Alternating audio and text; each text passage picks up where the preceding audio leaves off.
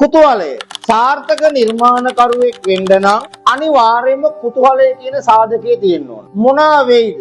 හැමතිස්සෙම Tamanට තියෙන කුතුහලය. ලෝකය පරේක්ෂණ වලින් පිරීලා, දැනුමින් පිරීලා අද වෙනකොට මේ தත්ත්වයට තියෙන්නේ කුතුහලය තුලින් පරේක්ෂකයෝ ලෝකයේ හොයාගෙන යාමේ පොදු ප්‍රතිඵලයක් වශයෙන්. ඔයාලා දන්නවද මේ මෑත භාගයේ සිද්ධ වුණු කුතුහලයක් කරන කොටගෙන අපූර්ව ප්‍රතිඵලයක් ලෝකෙට එනවා. ඇමරිකාව ප්‍රමුඛ විද්‍යාඥයෝ කීප දෙනෙකුට ඇති වෙනවා කුතුහලයක්.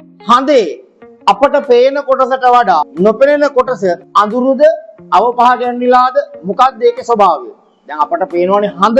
මේ පේන හඳේ ඇත්ත ස්වභාවය අපට මේ පේන හඳේ නොපෙනෙන පැත්තේ ඇත්ත ස්වභාවය. කතාවට ඒගොල්ලෝ කියනවා හඳ පේන මූණුවරට වඩා නොපෙනෙන පැත්ත අඳුරු ඒ මෙසේ වෙන්නේ නැති කියලා කුතුහලයේ සැකේ.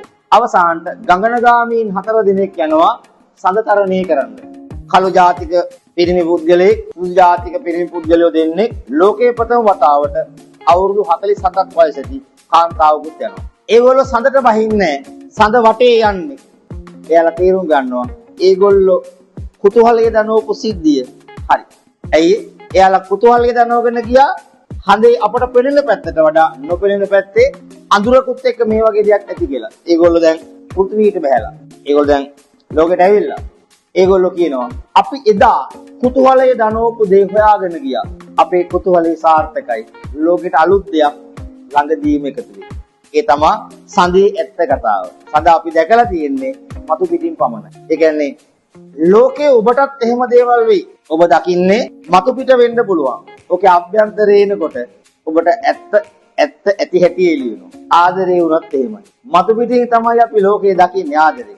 පස්සේ ඕ නිමාඩු ඇත්ත ඇති හැටි එනවා. කනදේ මරණය, ඇඳුමක ස්වභාවය, මිනිස් සිරුර, භාණ්ඩයක ස්වභාවය, තැනක හැටි. ඒ ඕනම දෙයක් අපට පේන්නේ එක විදියකට. ඔකේ ඇතුළාන්තය හොයාගත්තාම වෙන විදියක්. සඳත් ඒ වගේ තමයි.